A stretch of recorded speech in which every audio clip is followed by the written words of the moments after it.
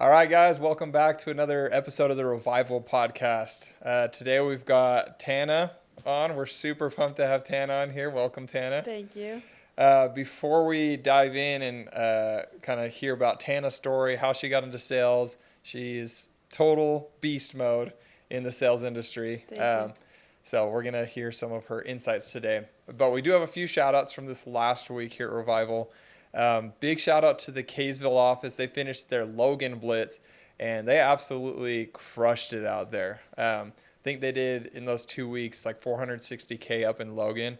And it's funny just because they've had their worst week ever out in Logan, and then they go back to the same area and had their best week ever, which is pretty cool. So it just goes to show you, like, area doesn't matter. It's not their area. It's always you. Okay. And then another shout out to Chad from last week. This is his first full week solo closing, and he closed almost 100K last week. So that's pretty freaking strong start. I love it. But that's all I've got as far as shout outs go. Let's dive in. So, Tana, to start us off here, I always like to kind of jump way back to the beginning, even before you were doing door-to-door sales. Yeah.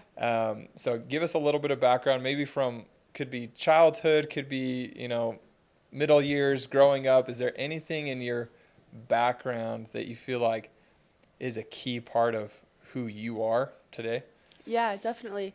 I think the biggest thing is I'm a triplet. So growing up with two boys my same age, I was always so competitive, always wanted to be like better than them, just the best out of like the three. And so I think having those two brothers made me so competitive at everything that I did. And so just leading up, whether that was sports, school, job, sales, I always had to just be the absolute best. And so I think that just helped me a ton just get to where I am in the sales industry, because I always wanted to be on top. That's awesome. That's I don't know. I don't think I know actually any other triplets. Yeah, yeah. That's pretty rare. Do you know actually any other triplets? I do actually. My hair lady, she's a triplet. Nah, that's crazy. Yeah. But it's crazy because it was all like natural, no fertility, and doesn't run in our family. Nothing. Wow. It's just my parents' first time they tried pregnant naturally with triplets. Whew. So Can't imagine that happened. yeah, That'd be so Crazy. stressful. Crazy. So that's cool. So Yeah. what's so your dynamic between your brothers has always been just like, hey, trying to one up those guys? Yes, yeah, they're my absolute best friends. We talk every single day. Like, we don't go to bed without FaceTiming each other. Good night. But yeah, it's just always been.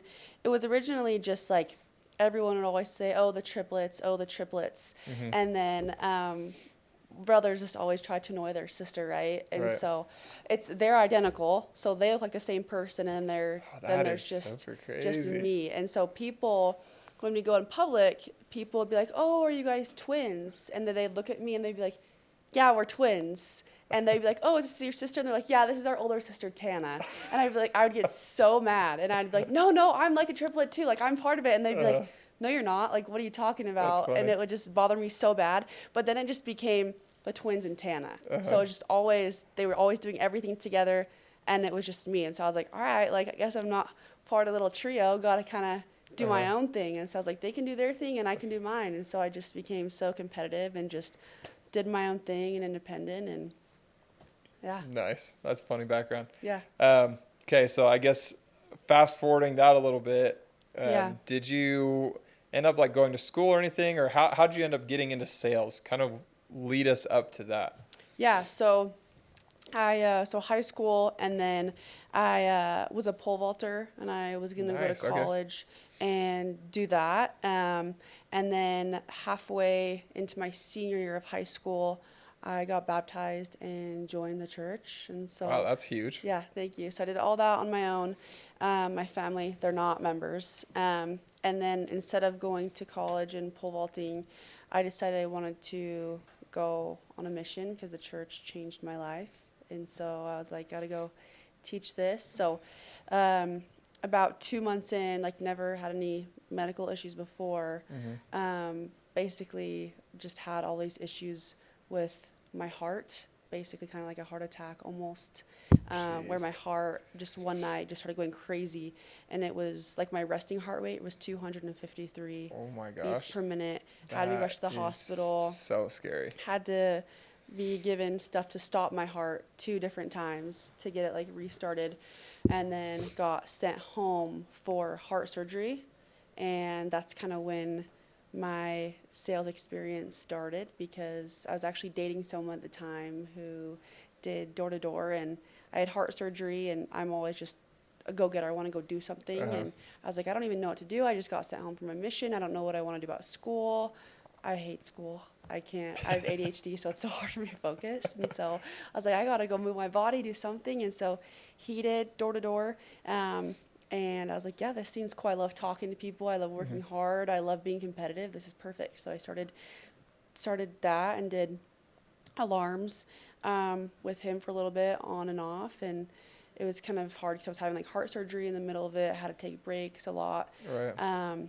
And then just did, alarms, and really loved talking to people and loved just the competitive part of it. And then ended up getting into Windows after that. Wow. So let's take maybe that first portion. You kind of unraveled a lot of stuff right there we could talk about. Actually, I want to go even a little bit further back. Tell us a little bit more about like your decision to go and serve a mission, because that seems like a pretty huge move from getting baptized, family not part of the church, to then and leaving your decision to go do pole vaulting in college, and you're like, I'm going to go serve a mission. Yeah. That's a pretty big deal. So walk us through like your emotions and your thoughts and your feelings that were going through your life at that point in time. Yeah. So I've always kind of, growing up, just kind of felt like lost a little bit in my life. The best way I would say to describe it is like a puzzle, all the pieces like scattered all over before you like go and put it together.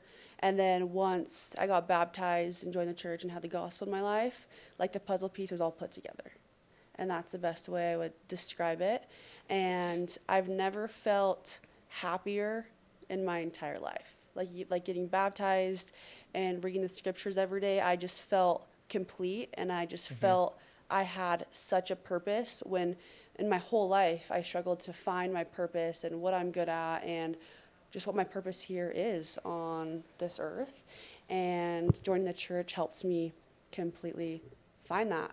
And it was literally by just having the gospel in my life. Like that was the key thing. And so I've always dreamed about, being like in the Olympics or being college sports and like being the best. But I was like, you know what? Like this is what helped me become the person that I've always wanted to be and be the happiest version of myself. I have to do this for other people. And it's cool because I think that a lot of times if people can't relate to you, they don't really want to listen to you or hear what you have to say. And so for me, I knew that I could help people get that happiness and join the gospel, and they'd listen to me, and because I could relate to them so much. Because I've heard of people being like, oh, like to other missionaries, oh, you don't know what it's like living without the gospel. You don't know what it's like not being a member. And it's like, no, I do. Like I wasn't a member for 18 years.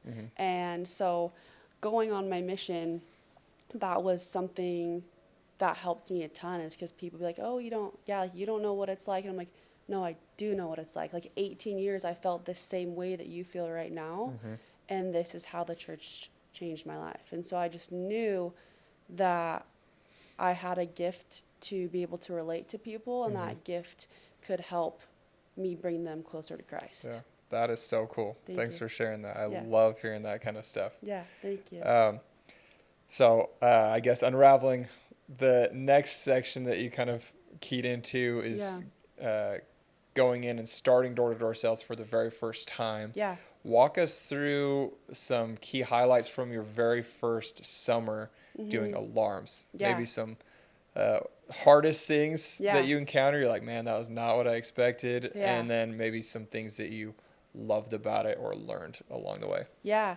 So I'd say that one of the hardest things it was in Arizona during the summer. Oh, bro, so it was like 115 to 120. Yeah, that's and we toasty. get dropped off every day, all day, from like depending on the day of the week, but it was like 8+ hours every single day. And I had just had heart surgery and I wasn't supposed to be Yeah, outside that's scary. with my heart. Yeah, because it would just overwork it. And so that was one of the hardest things was the heat. And we were not allowed to use a Segway or a scooter. What? Yeah, we weren't Why? allowed to. I don't know. That was Our like a company policy? Yes, company policy. You could not use a What the Segway, heck? scooter, anything. You had to walk That's everywhere. crazy. So it was so hot. And so I would say that was like the biggest thing that was like the most difficult challenge for me. A thing that was like the most, I'd say, interesting, scary, whatever is part of the pitch for alarms was to basically get to the person's like back door because you wanted to like get into the house. Yeah, So yeah. you like said the pitch to just go look at their back door to see if they had like a sensor on it from like a previous Yeah. homeowner or something. And so me being I was 19, 20, and we were in like sketchier areas like in like downtown Phoenix or just places that you went to places that had the most crime Right, that right, needed security. So naturally. it wasn't like nice, beautiful, big houses. It was like really sketchy people. And so I would have to knock on their door being a single girl by myself and get in their house. So that was, I'd say, the biggest, like, scariest thing that I was like, oh my gosh, I'm going to die. Like, I'd knock on their doors and some people would answer and I'd be like, okay, I don't want to talk to you anymore. And I would just try and figure out a way to, like, get out of it.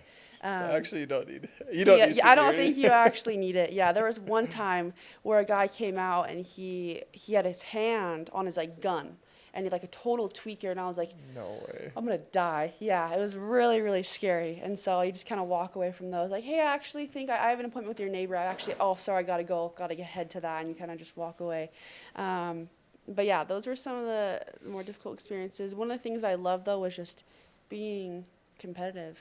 Like it was a team of me, and then it was a bunch of other guys, and so I just always wanted to to be the best and one up them and just be the most And did you? competitive. Yeah, yeah, yeah. That's awesome.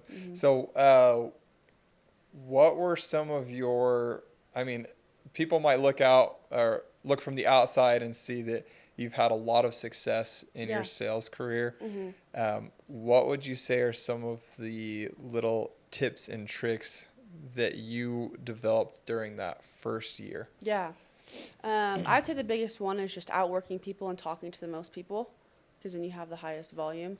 I'd say learning to really connect with people, mirroring the customer and the person you're talking to, I'd say is one of the absolute biggest things, because people, they don't want to be sold on how you want to sell them. They want to be sold on how they want to be sold, right? And so you kind of have to mirror that person, and that's something that I really learned in the beginning. You know, I was just like Tana, I was just kind of myself, and then I just learned, like, there's so many different people that you encounter, and you're like, oh my gosh, like, how do I even talk to this person?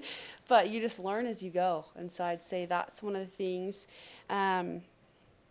Another thing, let's see, is I really like to only learn something one time and then apply it and just master it instead of have to practice.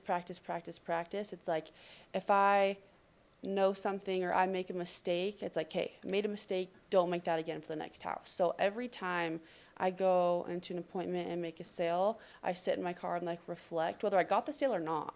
Like, what could I have done better, or how could I have addressed this question better that the customer asked me? And I sit through my head and think it until I get it. And I'm like, hey, next house, I'm going to do this. And really make sure that next house that I don't mess that up again, even if I didn't mess it up, but a way that I could have done it better to help the sale, help the customer feel better, to gain that trust better.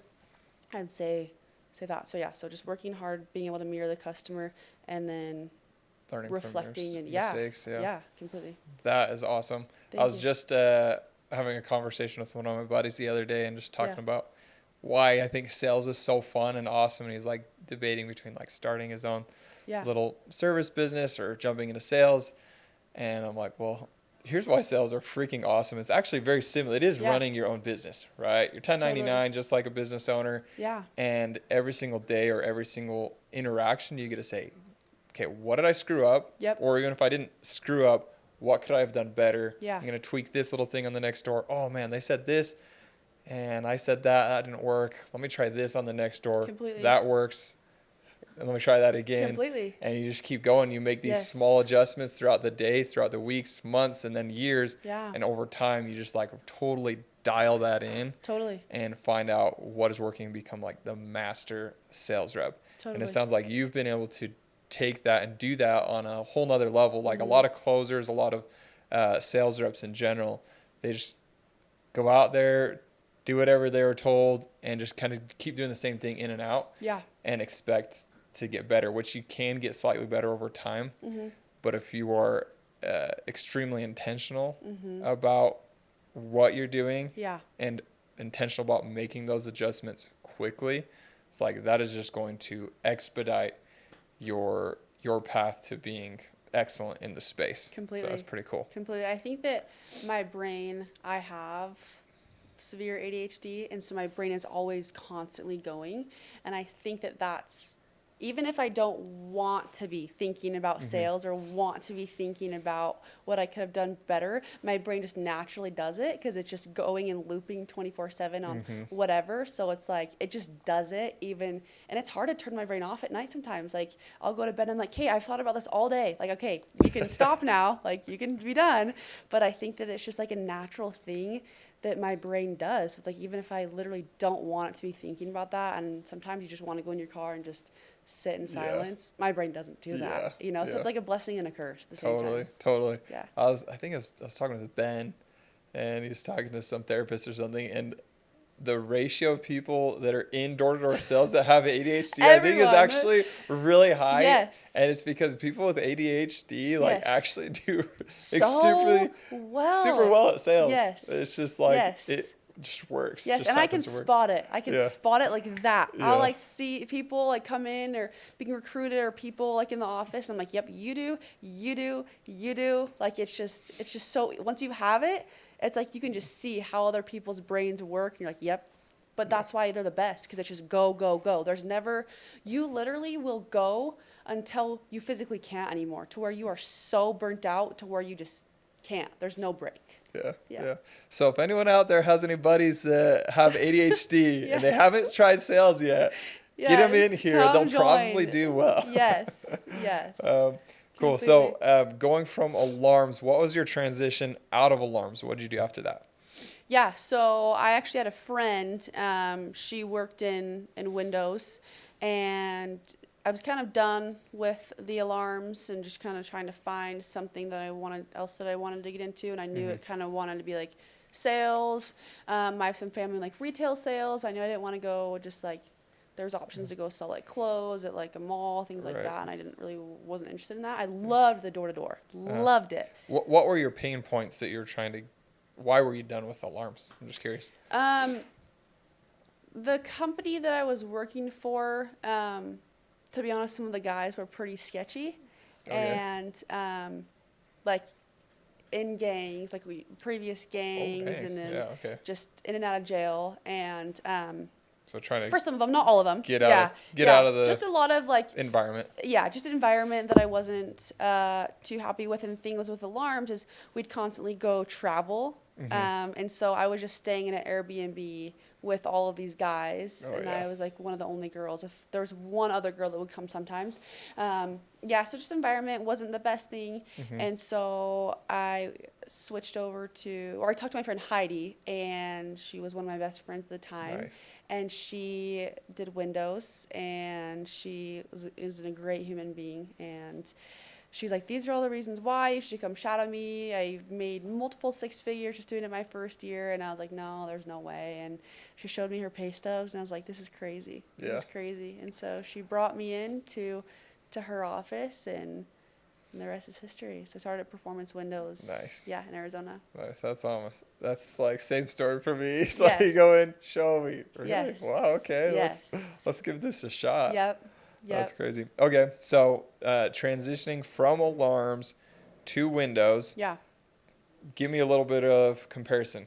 Compare and contrast Windows to alarms. Yeah. So the alarms, you kind of have setter closer, the same thing with alarms. the biggest thing is alarms. Like no matter what, if you were trying to just set it or you were calling a closer over, whatever it was, you had to just like get in the house. That was Uh-huh. literally part of the pitch. You had to get into the house. Windows, you obviously didn't, Hmm. unless you were coming over to close. Yeah. Um, and so I'd say that was like a really big thing. And then um, the biggest difference that I loved is with windows, you knock places that have more money, so Uh-huh. like nicer areas. And I love looking at houses Hmm. and just like I love like big beautiful houses, and so I love knocking in those kind of Yeah. neighborhoods. Compared to with alarms, it was just the crime and crappier neighborhoods, some more of sketchier people that Yeah. I don't like dealing with. Yeah. It's kind of scary, Yeah. So especially but as a female rep, yeah, those are some of the yes, huge pros to yes, Windows versus yes, alarms for you. It's yeah. like don't have to go in their house, don't have to knock such sketchy Yes. neighborhoods. Yep. Okay. Yeah. Like people would tell me there was like one guy for alarms. He's like, "Oh yeah, I just got out of being out of jail for 17 years, like my first week out." And I was like, "I gotta run. This is so bad." But it's yeah, just way safer environments with Windows, I'd say. Interesting. Yeah. Interesting. So that makes sense. Like where your brain goes to is as Yeah. far as those differences. Were there any other differences that you would, if someone was like up in the air, like going to sell alarms Yeah. versus going to sell windows? What are some of the other like pros and cons of each that you noticed coming over from either schedule, pay, Yeah. Yeah, that's a great yeah, point. product, anything else? Totally. Yeah. Pay is one of the biggest ones. Is you make so much more money in windows and alarms, and you get all the money like up front every week. With alarms, it was every 2 weeks, or you'd have chargebacks, or it just depended on the all the different products that you sold. It was just a lot less. With windows though, it's a way higher contract value, and so you get Hmm. paid so much more. And so that was So that's interesting when you say it was every like 2 weeks yeah. with chargebacks. Was that full commission every 2 weeks, or is it? Did you have any kind of back ends and alarms Honestly, at your it company? was like 3 or 4 years ago. I can't remember Okay, exactly. Yeah, but I can't remember no exactly. worries. But I know that we had chargebacks, and it was every like 2 weeks. Some people would be like 3 weeks, Yeah. just depending. Okay. Yeah, Cool. yeah, Cool. Okay, and then let's dive into because most of your experience by now has been in the window space, yeah. right?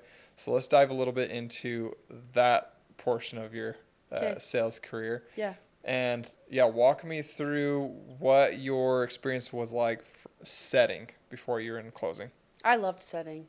I loved setting because I knew that the next goal was to be a closer, Hmm. and that's like what my brain just had to get. So all the time, it was just, how can I be better? How can I be better? How can I get the most conversations? How can I like talk to the next person and Hmm. set this? And so it was a lot of pressure because I just wanted to be a Yeah, closer, but I really did like it, and I love talking to people, and I love being competitive. So it was like it was perfect for me. It was perfect. that's cool. Yeah. So, what were maybe some tips and tricks or lessons that you learned or that was different from alarms that you had to learn in Windows setting? Because they are a different product. It Very is a different different. sale. Yeah. Or Um, would you say that the exact same things that you applied in alarms worked for you in Windows? yeah, I'd say it's pretty much some of the same things. Um, with the one thing I would say that's a little bit different is with alarms, I kind of had to play the role of like kind of like a sweet little girl, like, "Hi, let me look at your back door," Hmm. just like super, Yeah. super like sweet, and people would just like let me in. With Windows though, it's kind of like you want to be more professional, and more kind of like, here, this is like what I'm doing, Hmm. like take it or leave it. This is like all the information, Yeah. A little bit more pull Yeah, back to the totally, point. totally, yeah. Interesting. That's what I'd Yeah, say. that's interesting The to take. difference, yeah. Cool. Okay, now for the fun stuff, Okay, because this is really where you are just like a killer closer. thank you. I want to hear about your ins and outs of how you go and run your appointments and why you feel like you do so well closing. Because you Yeah. have had a very successful closing career Yeah. in windows. Yeah.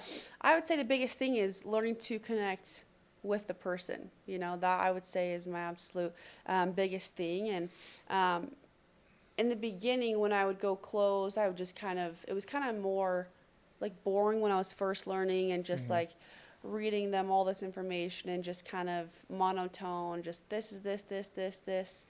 And then I realized people aren't really listening to what I'm saying. How do I engage them? So I kind of make it more fun with them, connect with them, and just when I go in there, yes, I keep it very professional, but I kind of get on their level and just make it like fun. Like, Yeah. Give fun. us some examples of like, how are you connecting with the homeowner Yeah. when you're actually in the home running the appointment? Yeah, there was one example I can give where they told me no 4 times. Is when I first came and I was in the house till like 9:30, and they told me no multiple times that they just couldn't do it. But I knew that they wanted to and were so close. And so I was like, okay, we're going to take it. We're done with windows. We're done with talking about windows. And I just like literally moved my stuff over to the side and just sat and talked to them about their life, about all these different things, and their dog, they loved their dog. So I'm like, if they love their dog, I got to love their dog, you know, and just kind of build that trust. And so we were talking all about their dog and all about their family members and things, and they saw that I wasn't just here for the windows to get this sale, that I actually cared about them and cared about to get to know them and their life. And you don't do this with everyone, Sure. you know, but Yeah. it just depends. Yeah, sometimes you don't have the time. Yeah, Right?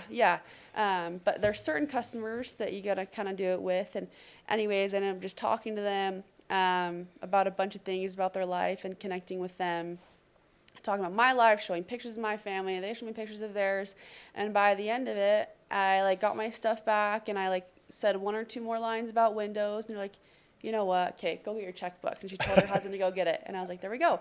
And so it's just like sometimes instead of going in there and just being a salesperson, just kind of be the person in a way sometimes that person needs. You know, there's been multiple times where I've ran appointments and I literally will take a break from windows for a second. If it's like older people, they tell me their husband just died or they're going through cancer or whatever, and I'll just sit with them. I'll just sit with them and talk with them and just kind of be the person that they need for a second, and then we'll go back to windows. So I'm not going in there the whole time to get their money, to get the sale.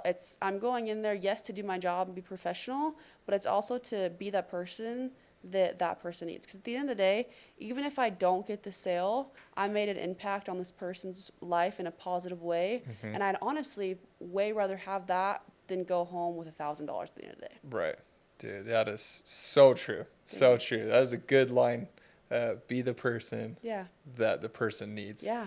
It's like I always like to tell closers, like, your role as a Yeah. closer is to be their counselor. Totally. Right? You are Totally. counseling them and counseling with them a lot of times, right? You're with the couple. It's like you are the best and most qualified person to counsel them through that decision Completely. than anyone else, right? Because you've watched hundreds of other people make that decision. Yeah.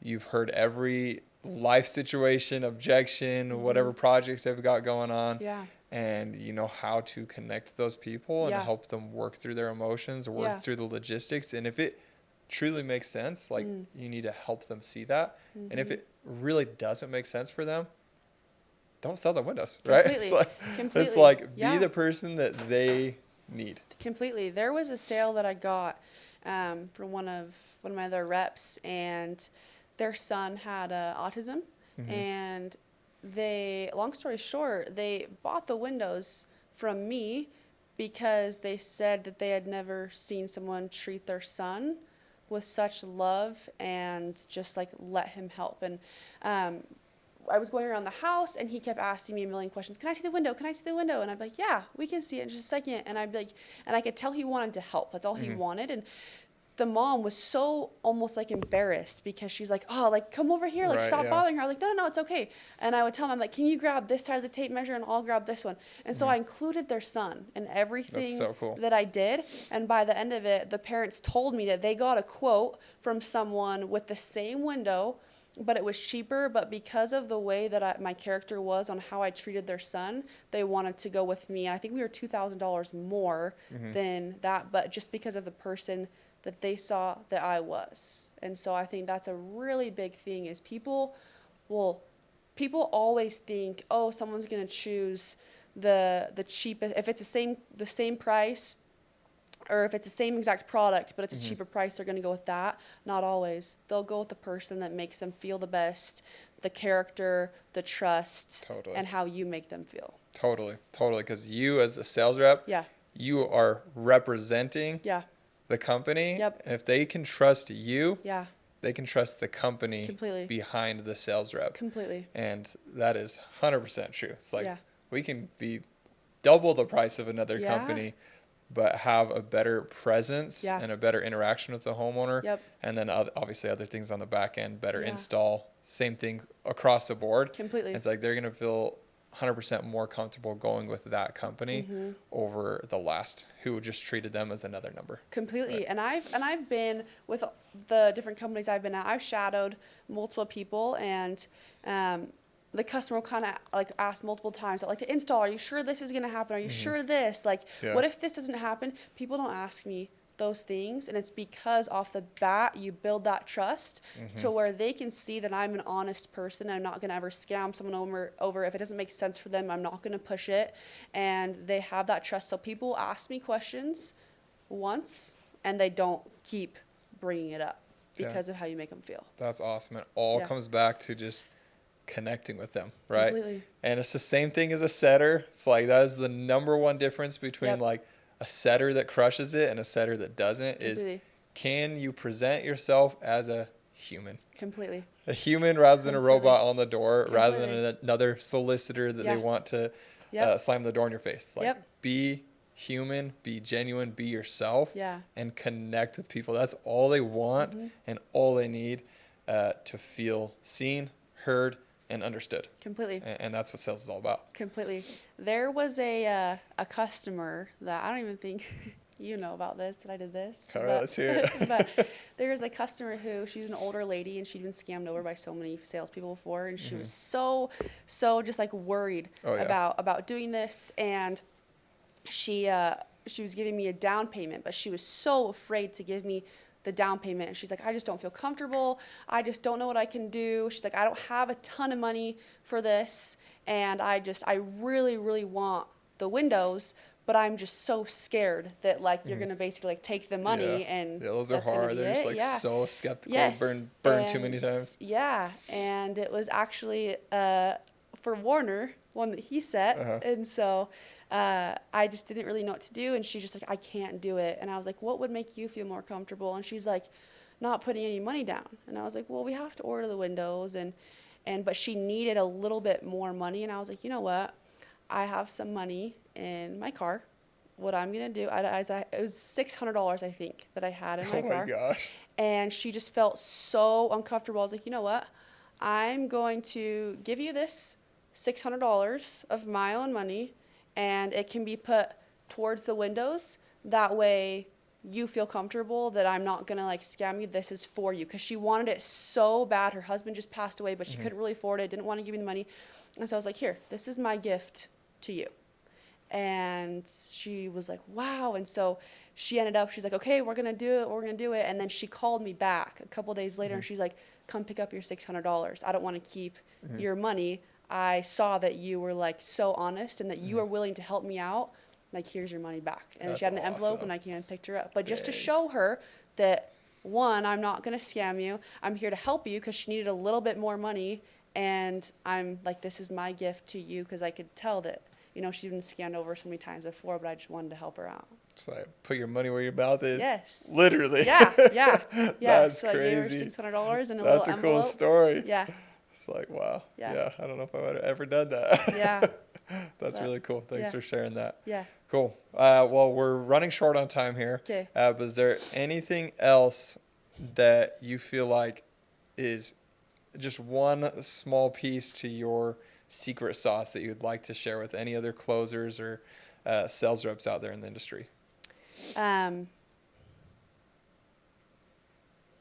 Do everything you can to be the best. whether that's going and shadowing other people, that's knocking more doors, that's listening to other closers. When I was first learning, I'd sit at night at home when I was going to sleep, and I would go in Zero, was an app where every closer had things recorded, and I just listen, constantly listen. Like, if you want to be the best, it won't just come naturally. I mean, it can, but you also have to put in a bunch of extra work. Totally. So that's what. I love that. There are That's no shortcuts Yeah. to success. Yeah. Some people have, more talent Yeah. than others, Yeah, but ultimately, like, the best reps put Yeah. in the most work. completely. And that's just what it comes down to. Completely. And I'd say one other thing is it can on the doors, they're not always easy, but you just have to keep going. Can I share a quick story? Go for It's it. super I love quick. stories. Okay. So this was last week, and I on Friday,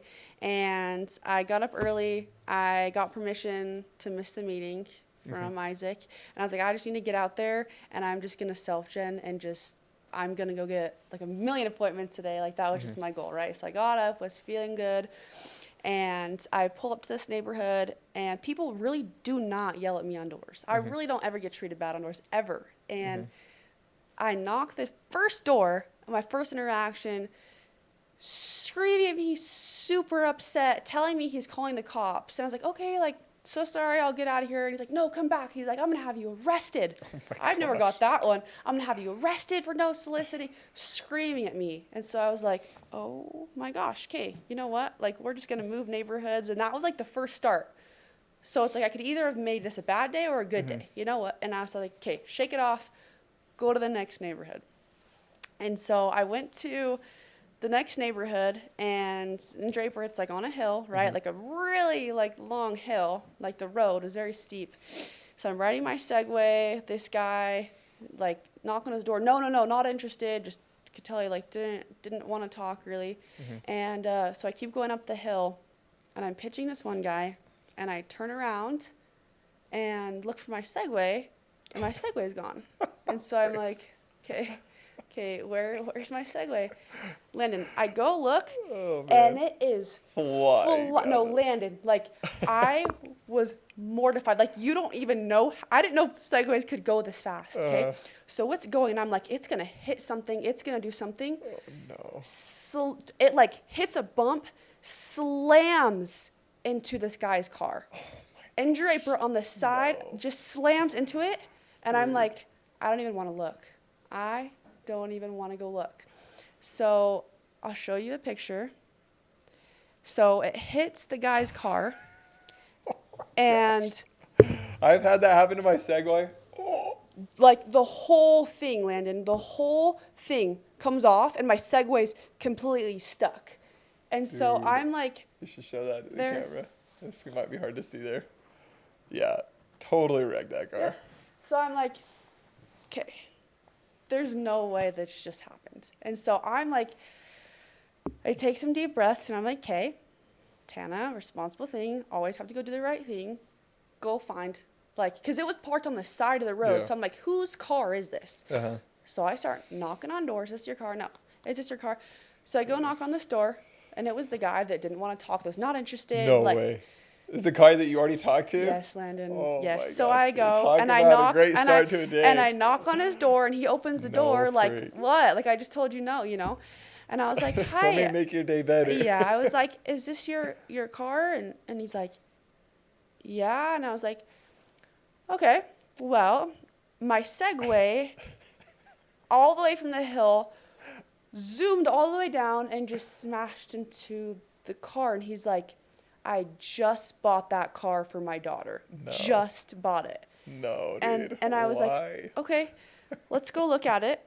And he's like, yeah, none of this was here before. And he tries to pull the Segway out, and it's so jammed under the car. It was a mess. So anyways, got our tons of information. He was really grateful. He's like, that shows me a lot that you came. You could have just took the Segway and ran, And I was like, no, I'll always have to do the right thing. But anyways, yeah. And so it just was a really bad day. And I could have made it a really bad day the rest of the day. Got in the car, was so frustrated, so upset. And I was like, can I have to pay for that?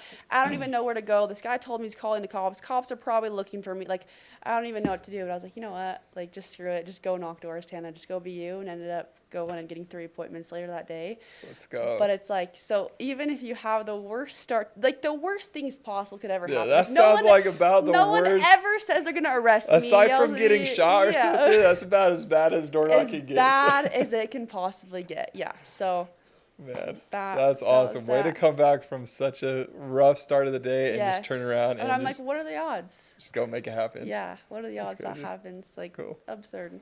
That was a So. great story to finish this off. Thank you for Crazy. sharing that. Yeah. And thanks for coming on. That was fun. Yeah. Cool. Yeah.